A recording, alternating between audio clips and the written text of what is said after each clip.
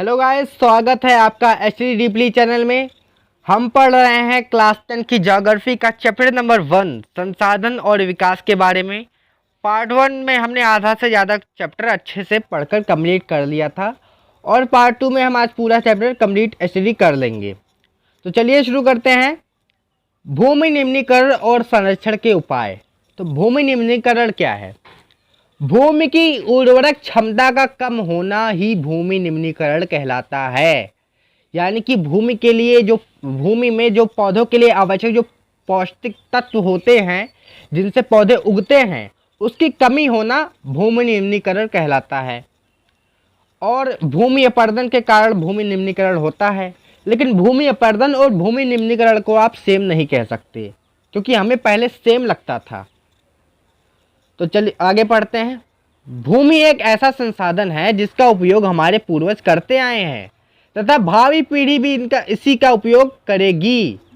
हम भोजन, मकान और कपड़े की मूल आवश्यकताओं का 95% भाग भूमि से प्राप्त करते हैं। देखो, भोजन कहाँ से? पेड़ पौधे ही तो भोजन देते हैं ना। और पेड़ पौधे कहाँ से उगते हैं? जमीन से, भूमि से। मकान भी भूमि पर ही बनते हैं, कपड़े भी कहीं ना कहीं से भूमि से ही हमें प्राप्त होते हैं। तो ऐसी 95% आवश्यकता भूमि से ही पूरी करते हैं। मानव कार्यकलापों के कारण न केवल भूमि का निम्नीकरण हो रहा है बल्कि भूमि को नुकसान पहुंचाने वाले प्राकृतिक कारकों पर भी बल मिला है। प्राकृतिक कारक कौन से हैं? जैसे हो गया पर्यावरण प्रदूषण, ओजोन परत में छेद हो रहा है, ग्लोबल वार्मिंग हो रही है, तापमान बढ़ रहा है आजकल। तो यही सब है। इस समय भारत में लगभग 13 करोड़ हेक्टेयर भूमि निम्नीकृत है। इनमें से लगभग 28% भूमि निम्नीकृत वनों के अंतर्गत, 56% क्षेत्र जल अपर्दित है और शेष क्षेत्र लवणीय और क्षारीय है। अच्छा, लवणीय क्षारीय मतलब कि भूमि का जो पीएच मान है उसका ज़्यादा कभी कभी हो जाता है, कभी कभी कम हो जाता है, कभी कभी ज़्यादा लवणीय हो जाता है, कभी क्षारीय हो जाता है, जिससे भी ज़्यादा फसलों का उत्पादन नहीं हो सकता, उसकी उर्वरक क्षमता कम होती है। और भाई जल के कारण तो भूमि का अपरदन होता है और भूमि का जब ऊपरी परत जब कट जाती है ना तो उसे भूमि का अपरदन कहते हैं। जल के कारण क्या होता है? भूमि जब तेज बहाव आता है और भूमि की ऊपरी परत को काट देता है और वो अपने साथ बहा करके जल लेकर चला जाता है। इसे भूमि का अपरदन कहते हैं। एंड अपरदन के कारण भी भूमि का निम्नीकरण होता है एंड ज़्यादातर तो इसी के कारण भूमि का निम्नीकरण हुआ है।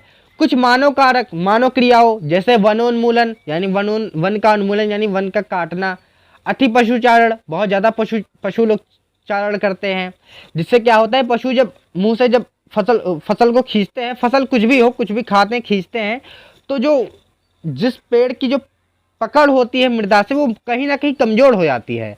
तो जब बाद में जल का बहाव या फिर कोई भी कारक उसको जल्दी बहा सकते हैं उस मृदा को। खनन ने भी निम्नीकरण में भूमिका निभाई है। खनन करते हैं हम लोग, वैसे खुला छोड़ देते हैं। खनन के उपरांत खदानों वाले स्थानों को गहरी खाइयों और मलबों के साथ खुला छोड़ दिया जाता है, वैसे खुला छोड़ देते हैं। एंड एक और दिक्कत होती है खनन के कारण, क्या होती है जब हम लोग खनन करते हैं तो भाई वनों को भी काटना पड़ता है, आसपास जो वन होंगे उनको भी काट देना पड़ता है। एंड वन तो भैया भूमि के अपरदन को बहुत बचाते हैं। एंड कैसे बचाते हैं? उनकी जो जड़ें होती हैं भूमि को पकड़े रहती हैं, जिससे कि भूमि का वो अपरदन नहीं होता, और अपरदन नहीं हुआ तो निम्नीकरण नहीं होगा। खनन के कारण झारखंड, छत्तीसगढ़, मध्य प्रदेश और उड़ीसा जैसे राज्यों में वनोन्मूलन भूमि निम्नीकरण का कारण बना। देखो, यहाँ पे करने गए लोग खनन कर रहे थे एंड जो आसपास में वन था उसको भी काट दिए। इसके कारण क्या हुआ? झारखंड, छत्तीसगढ़, मध्य प्रदेश इन राज्यों में वनोन्मूलन का कारण बना। गुजरात, राजस्थान, मध्य प्रदेश और महाराष्ट्र में अति पशुचारण भूमि निम्नीकरण का मुख्य कारण है। वहाँ पे भाई पशु बहुत लोग चढ़ जाते हैं, बहुत लोग चढ़ते हैं, बहुत ज़्यादा पशु चढ़ते हैं। पंजाब, हरियाणा और पश्चिमी उत्तर प्रदेश में राज्यों में अधिक सिंचाई के कारण भूमि निम्नीकरण का उत्तरदायी है। भाई अधिक सिंचाई को कहते हैं जलाक्रांतता।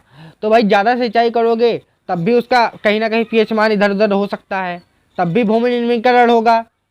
एंड और ज़्यादा सिंचाई करोगे तो भैया जो जल का जो बहाव है वो भी कहीं ना कहीं भूमि का निम्नीकरण करता है, जिससे मृदा अपरदन के लिए लवणीय क्षारीयता बढ़ जाती है। देखो ये लिखा है कि ज़्यादा सिंचाई से अति सिंचन से उत्पन्न जलाक्रांता भी भूमि निम्नीकरण के लिए उत्तरदायी है, जिससे मृदा में लवणीयता और क्षारीयता बढ़ जाती है। खनिज प्रक्रियाएं जैसे सीमेंट उद्योग में चूना पत्थर को पीसना और मृदा बर्तन उद्योग में चूने, खड़िया मृदा और सेल खड़ी के प्रयोग से भी बहुत अधिक मात्रा में वायुमंडल में धूल विसर्जित होती है। जब इसकी परत भूमि पर जम जाती है तो मृदा की जल सोखने की प्रक्रिया अवरुद्ध हो जाती है। देखो, जब मान लो कुछ उद्योग हैं, जैसे बर्तन बनाने वाले हो गए या फिर मूर्तियां बनाने वाले हो गए, खड़िया मृदा, ये सब जो लिखा है, ये लोग क्या करते हैं, जब वो पीसते हैं तो छोटे छोटे कण जो होते हैं मृदा के, बहुत छोटे छोटे कण, ये वायुमंडल में उड़ते रहते हैं। एंड ये आकर जब ढक लेते हैं, मृदा को ढक लेते हैं, तो इतने छोटे छोटे होते हैं कि ये जब एक साथ जब जमते हैं तो एक परत बना लेते हैं। और इस परत पे भाई जब अगर बरसात होती है ना, तो इसमें पानी की सोखने की क्षमता नहीं होती, मृदा में पानी नहीं जा पाता उतना पर्याप्त, जिसके कारण भाई मृदा में नमी कम हो जाती है, जिससे इससे भी मृदा का निम्नीकरण हुआ। पिछले कुछ वर्षों से देश के विभिन्न भागों में औद्योगिक जल निकास से बाहर आने वाला अपशिष्ट पदार्थ भूमि और जल प्रदूषण का कारण बना। देखो, उद्योगों से जो गंदा पानी आता है ना, गंदे पानी में क्या होता है, उसमें उद्योगों से उसमें पीएच मान लोग नहीं सही कराते, वो कहीं ना कहीं हो सकता है वो ज़्यादा लवणीय हो जाती है या कहीं क्षारीय ज़्यादा हो जाती है। एंड जब वो भाई भूमि पर भेजते हैं तो भूमि का निम्नीकरण होता है। कैसे?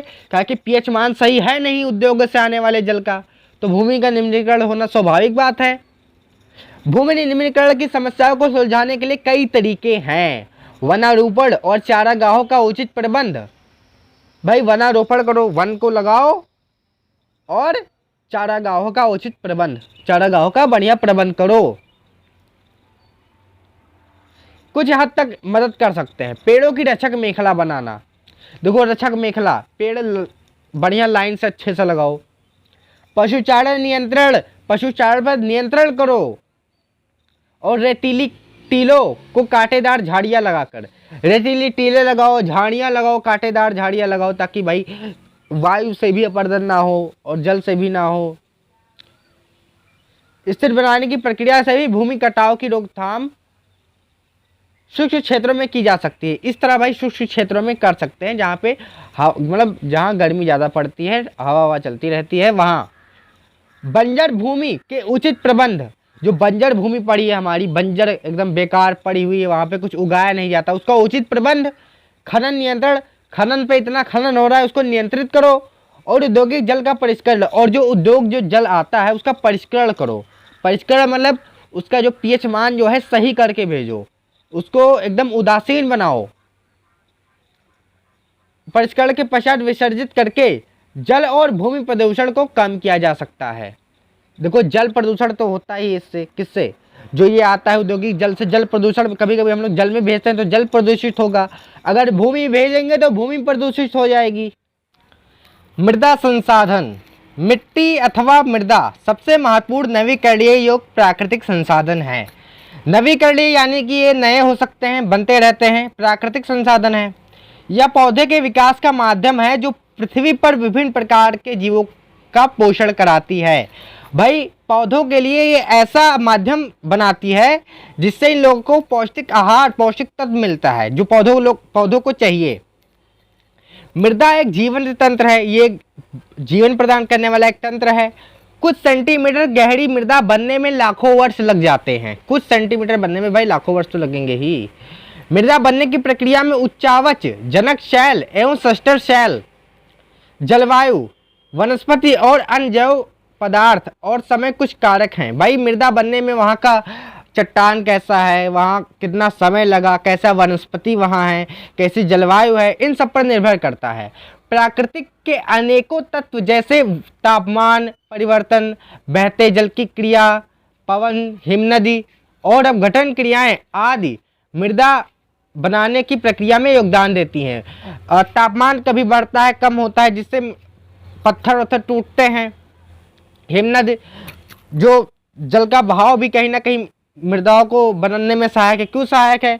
क्योंकि बहता हुआ जल मिट्टी को और तोड़ता है, चट्टानों को तोड़ता है। चट्टानें जब छोटे छोटे कणों में टूट जाती है तो मृदा बन जाती है। वही अपघटन क्रियाएं, वही अपघटन मतलब टूटना। मृदा में होने वाले रासायनिक और जैविक परिवर्तन भी महत्वपूर्ण है। जो रासायनिक और जैविक परिवर्तन होते हैं मृदा के अंदर होते रहते हैं, वो भी महत्वपूर्ण है। मृदा जैव और अजैव दोनों प्रकार की होती हैं, एक में ह्यूमस होता है, एक में नहीं होता, दोनों प्रकार की होती हैं।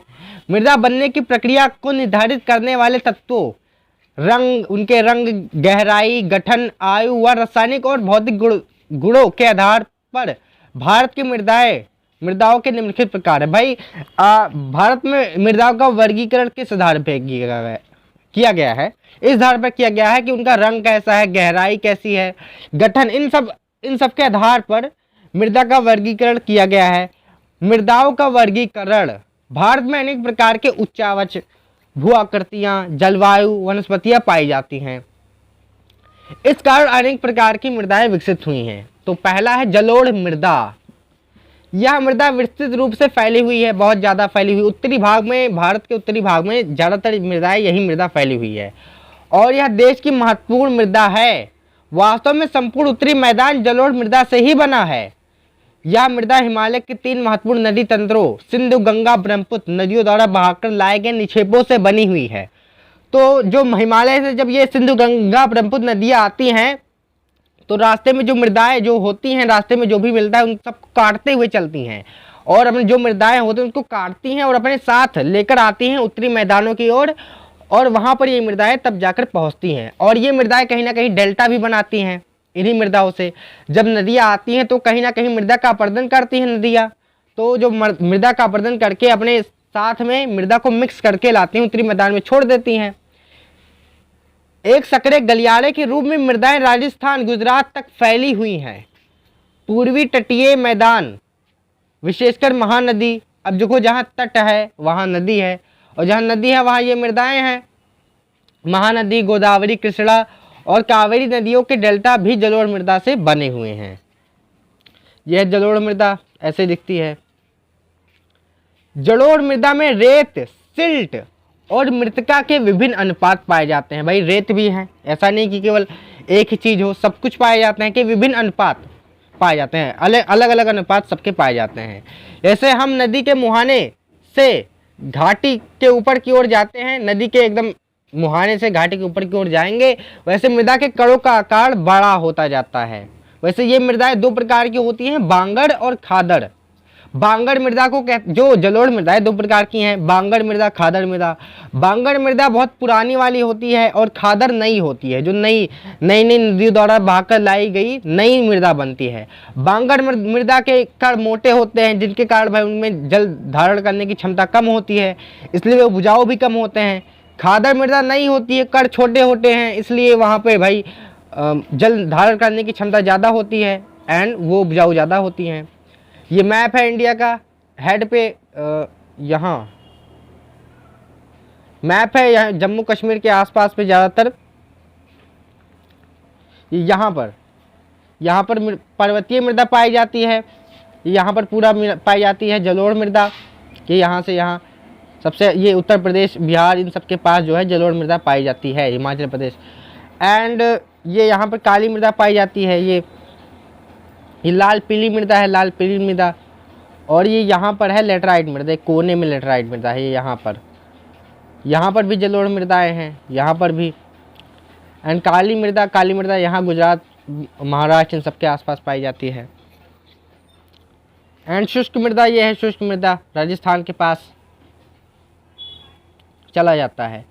नदी के ऊपर के भाग में जैसे ढाल भंग के समीप मोटे कण वाली मृदाएं पाई जाती हैं। नदी के ऊपर जाएंगे तो वहाँ पे मोटे कण वाली मृदाएं पाई जाती हैं। ऐसी मृदाएं पर्वत के तलहटी पर बने मैदानों जैसे द्वार, चो क्षेत्र और तराई में आमतौर पर पाई जाती हैं। कणों के आकार या घटकों के अलावा मृदाओं की पहचान उनकी आयु से भी होती है। आयु के आधार पर जलोढ़ मृदाएं 2 प्रकार की हैं, जो बताए थे। पुरानी जलोढ़ बांगड़ कहते हैं पुरानी को, नई जलोढ़ मृदा को खादड़ कहते हैं। बांगड़ मृदा में कंकड़ ग्रंथियों की मात्रा ज़्यादा होती है, ज़्यादा कंकड़ होते हैं बांगड़ मृदा में, क्योंकि पुरानी होती है। खादड़ मृदा में बांगड़ मृदा की तुलना में ज़्यादा महीन कण पाए जाते हैं। जलोढ़ मृदाएं बहुत उपजाऊ होती हैं। अधिकतर जलोढ़ मृदाएं पोटास पफच एक पाफाचा पोटास फास्फोरस चूना युक्त होती हैं, जो इनको गन्ने, चावल, गेहूं और अन्य अनाजों और दलहन फसलों की खेती के लिए उपयुक्त मानी जाती हैं।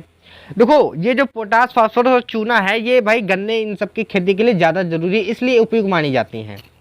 अधिक उपजाऊपन के कारण जलोढ़ मृदा वाले क्षेत्रों में गहन कृषि की जाती है। भाई जहाँ उपजाऊ ज़्यादा है, जहाँ ज़्यादा उपजाऊ मृदा पाई जाएगी, वहाँ पर ज़्यादातर लोग बसेंगे ताकि वहाँ पर कृषि कर सकें, इसलिए वहाँ का जनसंख्या घनत्व भी ज़्यादा होता है। सूखे क्षेत्र के समीप सूखे क्षेत्रों की मृदाएं अधिक क्षारीय होती हैं। वहीं अगर सूखे क्षेत्रों में ये मृदाएं क्षारीय होती हैं, इन मृदा का सही उपचार और सिंचाई करके इनकी पैदावार बढ़ाई जा सकती है। काली मृदा, इन मृदाओं का रंग काला है और इन्हें रेगड़ मृदा भी कहा जाता है, रेगड़ मृदा भी कहा जाता है।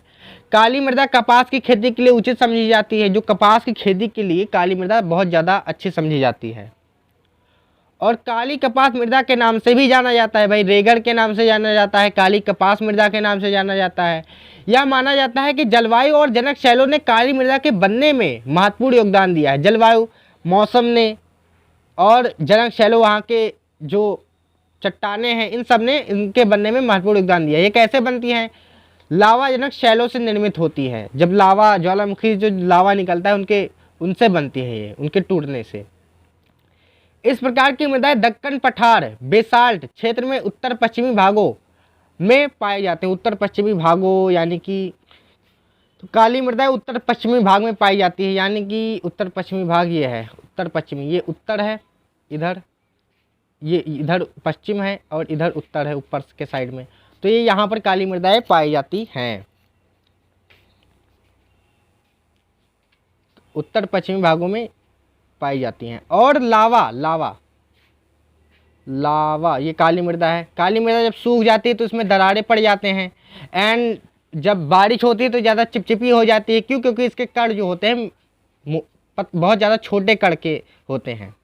ज़्यादा नमी धारण करने की क्षमता काली मृदा में होती है। जलोढ़ मृदा से भी ज़्यादा क्षमता काली मृदा में होती है नमी धारण करने में। जनक शैलों से बनी हुई, लावा के शैलों से बनी हुई हैं। ये मृदाएं महाराष्ट्र, सौराष्ट्र, मालवा, मध्य प्रदेश और छत्तीसगढ़ के पठार में पाई जाती हैं और दक्षिणी पूर्वी दिशा में गोदावरी और कृष्णा नदियों की घाटियां तक फैली हुई हैं। ये कृष्णा नदियों की घाटियों तक फैली हुई हैं। काली मृदा बहुत महीन कणों अर्थात मृत्तिका से बनी हुई है। इसमें नमी धारण की क्षमता बहुत होती है, बताए थे। इसके अलावा ये मृदाएं कैल्शियम कार्बोनेट याद रखना ज़्यादा जरूरी है, इस मृदा में पाया जाता है। मैग्नीशियम, पोटास और चूना जैसे पौष्टिक तत्वों से परिपूर्ण होती हैं, परंतु इनमें फास्फोरस की मात्रा कम होती है।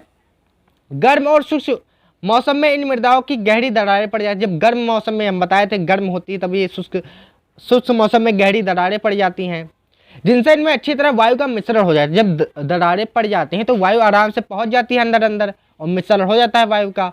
गीली होने पर ये चिपचिपी हो जाती हैं, इनको जोतना मुश्किल हो जाता है, इसलिए इनकी जुताई मानसून प्रारंभ होने के पहली बौछार के साथ ही शुरू कर दी जाती है। जैसे पहली बौछार पड़ेगी वैसे ही जुताई करना शुरू कर देते हैं। लाल और पीली मृदा, लाल तो पूर्वी, देखो पश्चिमी भागों में तो ये था काली मृदा और पूर्वी भागों में ये लाल और पीली मृदा है। लाल मृदा दक्कन पठार के पूर्वी और दक्षिणी हिस्सों में रवेदार आग्नेय चट्टानों पर कम वर्षा वाले भागों में विकसित हुई है। देखो ये लाल रंग इनका लाल ऑक्साइड, रेड ऑक्साइड कुछ है, ईंट के कारण होता है। तो ये कम वर्षा वाले क्षेत्रों भागों में मुख्यतः पाई जाती हैं। लाल और पीली मृदाएं ओडिशा, छत्तीसगढ़, मध्य गंगा मैदान के दक्षिणी छोर पर, पश्चिमी घाट में पहाड़ी पद पर पाई जाती हैं। अब ये कहाँ पाई जाती हैं ये लिखा हुआ है। इन मृदाओं का लाल रंग रवेदार अग्नेय और रूपांतरित चट्टानों लोहा धातु के प्रसार के कारण हुआ। हाँ, लौह ऑक्साइड के प्रसारण के कारण हुआ है। इनका पीला रंग, इनमें देखो जब इसमें जल मिला दोगे, वही लाल मृदा में कहीं जल मिलाओगे तो पीली हो जाएंगी, तो इनका पीला रंग इसमें जल योजन के कारण होता है। लेटराइट मृदा, लेटराइट शब्द ग्रीक भाषा के शब्द लेटर से लिया गया है जिसका अर्थ है ईंट। हाँ, ये ईंट है।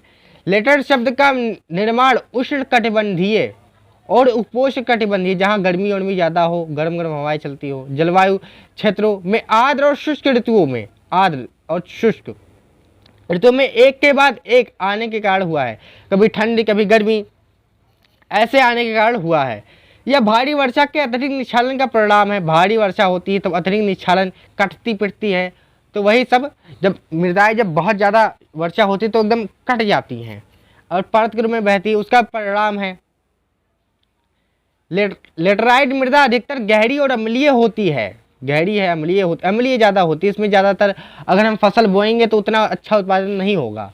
यह अधिकतर दक्षिणी राज्यों, महाराष्ट्र के पश्चिमी घाट क्षेत्रों, ओडिशा, पश्चिम बंगाल के कुछ भागों में, उत्तरी पूर्वी प्रदेशों में पाई जाती है।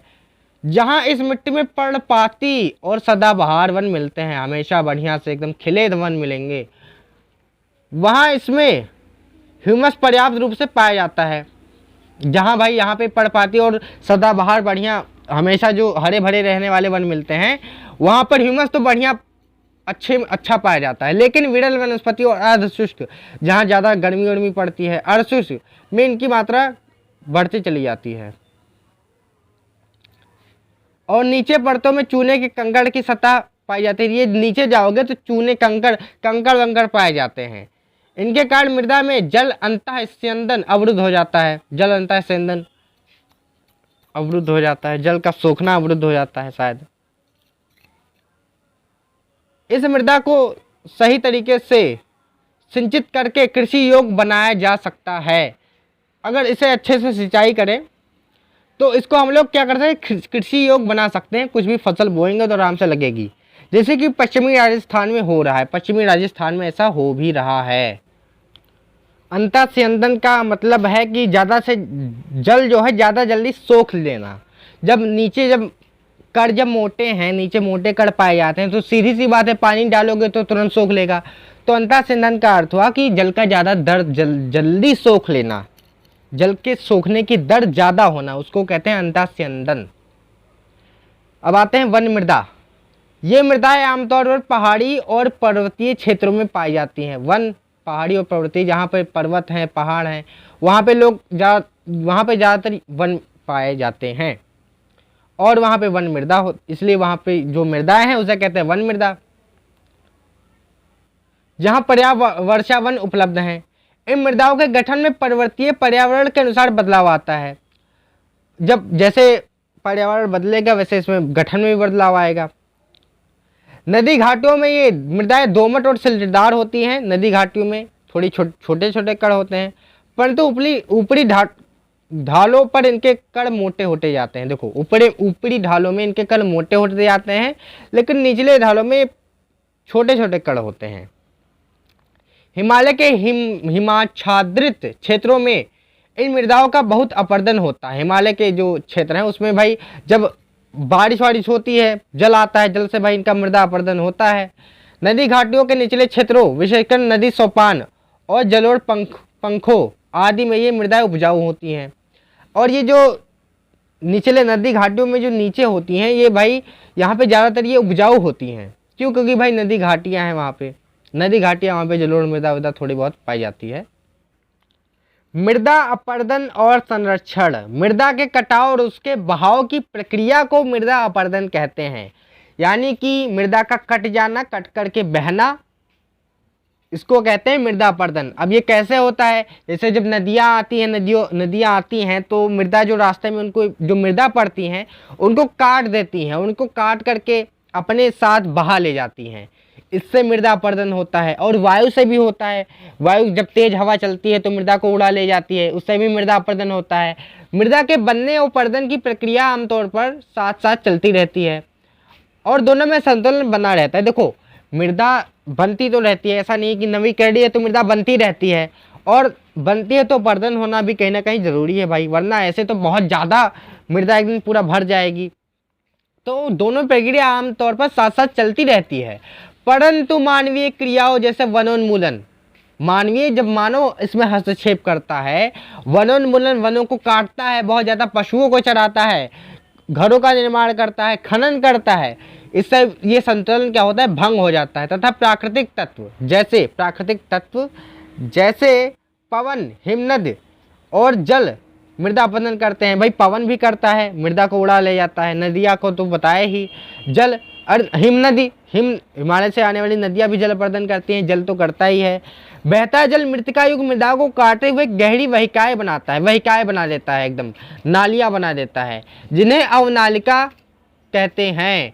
ऐसी भूमि जोतने योग्य नहीं रहती। भाई ऐसी भूमि जहाँ नालियाँ खूब बनी रहती हैं बहते हुए जल के कारण, वहाँ पे जोतने लायक नहीं रहती, इसलिए इसे उत्खात भूमि कहते हैं। चंबल बेसिन में ये भूमि को खड्ग भूमि कहते हैं। चंबल बेसिन में इस भूमि को, उत्खात भूमि को खड्ग भूमि कहते हैं। कई बार जल विस्तृत क्षेत्र को ढके हुए ढाल के साथ नीचे की ओर बहता है।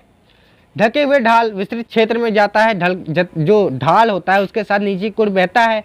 भाई नीचे की ओर बहता है तो सीधी सी बात है कि ज़्यादा से ज़्यादा वो मृदा को लेकर बहेगा।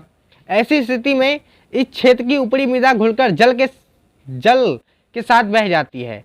इसे चादर अपरदन कहते हैं। ये देखो जैसे इसमें इस तरह बहती है, इस तरह, एंड ये अवनालिका, देखो नाली बना हुआ है, ये नाली बना हुआ है, इसे अवनालिका अपरदन कहते हैं और चादर के रूप में भी बहता है, कहा जाता है। पवन द्वारा मैदान अथवा ढालू क्षेत्र से मृदा को उड़ा ले जाने की प्रक्रिया को पवन अपरदन कहा जाता है। भाई जो मैदान है, मैदान के ढालू क्षेत्र से हवाएं कसके चलती हैं तो वो मृदा को उड़ा ले जाती हैं, इससे भी मृदा अपरदन होता है। कृषि के गलत तरीकों से भी मृदा अपरदन होता है। हम लोग कभी कभी गलत तरीके से कृषि करते हैं, हल गलत तरीके से यूज करते हैं, सिंचाई ज़्यादा करते हैं, इससे भी मृदा अपरदन होता है। गलत ढंग से हल चलाने और ढाल पर ऊपर से नीचे, मान लो ऊपर ढाल है, नीचे तो नीचा होगा ही, तो ऊपर से नीचे जब चलाओगे तो भाई इससे भी अपरदन होता है। नालियाँ और अच्छी बनती हैं, इससे और ज़्यादा मृदा, फिर जब बारिश होती है तो मृदा का अपरदन करना और आसान हो जाता है, उनका वहिकाएं बन जाती हैं, जिससे अंदर बहता पानी, जिससे जब इसके अंदर जो पानी बहता है तो आसानी से मृदा का कटाव करता है। ढाल वाली भूमि पर अब बताया गया है कि कैसे मृदा अपरदन को रोक सकते हैं। ढाल वाली भूमि पर समोच्च रेखाओं के समानांतर हल चलाने से भी मृदा अपरदन को रोका जा सकता है। भाई जहाँ पर भूमि जो है ढाल है, देखो जैसे कि नीचे क्या है, नीचे ये ढाल है, ये यहाँ पर ऊपर नीचे ढाल है, तो हमें ऐसा हल कैसे चलाना है, हमें हल ऐसे हल नहीं चलाना, हल हम लोग को चलाना है ऐसे ही चलाना है, ताकि यहाँ पर मेड़ बन जाए और फिर जब जल ऊपर से नीचे की ओर ऐसे बहे तो यहाँ पे टकराए, फिर यहाँ से फिर यहाँ पे टकराए, ताकि थोड़ा जल अपरदन थोड़ा बहुत कम तो हो ही सकता है इससे। एंड ढाल वाली भूमि पर समोच्च रेखाओं के समांतर हल चलाने से ढाल के साथ बहाव, देखो इसकी जल के बहाव की गति कम होती है। इसे समोच्च जुताई, इसे क्या कहते हैं, समोच्च जुताई कहा जाता है। ढाल वाली भूमि पर सोपान बनाए जा सकते हैं, सोपान भी बनाए जा सकते हैं। सोपान कृषि अपरदन को नियंत्रित करती है, अलग अलग क्षेत्रों में बांट भी सकते हैं। पश्चिमी और मध्य हिमालय में सोपान अथवा सीढ़ीदार कृषि काफ़ी विकसित है। अरे सीढ़ीदार कृषि, जो चाय वाय के लिए जो कृषि होती है वो सीढ़ीदार कृषि तो होती है, सीढ़ी की तरह बना देते हैं, उस पर फिर फसलें बो देते हैं ताकि ज़्यादा तेज़ी से बहाव ना हो जल का। बड़े खेतों को पट्टियों में बांटा जा सकता है, कई पट्टियों में बांट दें और उन पट्टियों के बीच बड़े बड़े भाई पेड़ पौधे उगा दें और भी कुछ भी टीले लगा सकते हैं, तो फसलों के बीच घास उगाई जा सकती है। हाँ, घास उगा सकते हैं। ये पवनों द्वारा जनित बल को, जो जब बड़ी बड़ी घासें उगा देंगे तो जो वायु से जो अपरदन होता है, ये घासें वायु की गति को कम करेंगे, जिससे भाई अपरदन कम होगा। और इस तरीके से पट्टी कृषि कहते हैं, इसे पट्टी कृषि कहते हैं। पेड़ों को कतारों में लगाकर रक्षक मेखला बनाना भी पवनों की गति को कम करता है। इन रक्षक पट्टियों का पश्चिमी भारत में रेत के टीले स्थायीकरण में महत्वपूर्ण योगदान रहा है। भाई ज़्यादातर पेड़ लगाओ एक साथ, तो इससे पवन की गति कम हो जाएगी। भारत में पर्यावरण की दशा, सुखोमांजरी गांव और छबुआ जिले ने यह कर दिखाया कि भूमि निम्नीकरण प्रक्रिया को पलटा जा सकता है। सुखोमांजरी में वृक्ष घनत्व 1976 में 13 प्रति हेक्टेयर था, जो 1992 में बढ़कर 1272 प्रति हेक्टेयर हो गया। देखो भाई, सुखो मांजरी एक गांव है जिसमें 1976 में जो वन था ना वो 1913 प्रति हेक्टेयर था, और 1972 में जाकर के 1992 में 1272 हो गया। मतलब काफ़ी ज़्यादा, बहुत ज़्यादा यार, 13 प्रति हेक्टेयर और 1272 बहुत ज़्यादा हो गया बाद में। पर्यावरण के पुनर्जनन से अधिक संसाधन उपलब्धता, कृषि और पशुपालन के सुधार के परिणाम स्वरूप आमदनी बढ़ती है। अगर हमारी संसाधन उपलब्धता होती है, कृषि और पशुपालन में सुधार करेंगे तब तो आमदनी बढ़ेगी। कृषि में सुधार करो, पशुपालन में करो, तब आमदनी बढ़ेगी और समाज में आर्थिक समृद्धि आती है। अब आमदनी बढ़ गई तो आर्थिक समृद्धि तो आएगी ही। हर व्यक्ति की आमदनी बढ़ी तो आर्थिक समृद्धि आएगी। सुखो मांजरी में 1979 में 1984 के बीच परिवार की औसत वार्षिक आमदनी 10,000 से 15,000 रुपये थी। पर्यावरण की पुनर्स्थापना के लिए लोगों द्वारा इसका प्रबंध आवश्यक है। भाई, पुनर्स्थापना करना है, आपको सही करना है तो लोगों को इसका प्रबंध करना आवश्यक है। मध्य प्रदेश सरकार ने लोगों को स्वयं फैसला लेने का अधिकार दिया है कि वो लोग स्वयं फैसला लें, और ये प्रदेश के 29 लाख हेक्टेयर भूमि भारत का लगभग 1% क्षेत्रफल का जल विभाजक प्रबंध द्वारा हरा भरा बना रहे हैं। वहाँ पे जब लोगों को खुद फैसला दिया कि हाँ आप लोग कर सकते हैं, तो वे भाई कहीं ना कहीं उन लोगों ने उस क्षेत्र को हरा भरा किया है, पेड़ वेड़ लगाए हैं, रक्षा किए हैं। तो इसी के साथ चैप्टर होता है ख़त्म। अगर आपको पसंद आया है तो ऐसे डीपली चैनल को सब्सक्राइब करें। और वैसे हमारा चैनल बने हुए बहुत ही कम समय हुआ है, अभी बहुत ही कम, इसलिए व्यूज़ कम ही होंगे, आई नो, लेकिन आपको नॉलेज से मतलब है, आप नॉलेज सीखिए। व्यूज़ पे भाई व्यूज़ तो कम है, हम कहते हैं हाँ व्यूज़ कम हैं, आप लोग चाहेंगे तो व्यूज़ बढ़ेगा। तो इसके लिए भाई चैनल को लाइक, सब्सक्राइब एंड शेयर करना ना भूलें। अभी न्यू हैं तो सपोर्ट करिए ताकि हम फ्यूचर में वीडियोस बना सके। Thanks for watching, see you again, bye bye, meet to you in next video with the new chapter. Thanks for watching again, bye bye.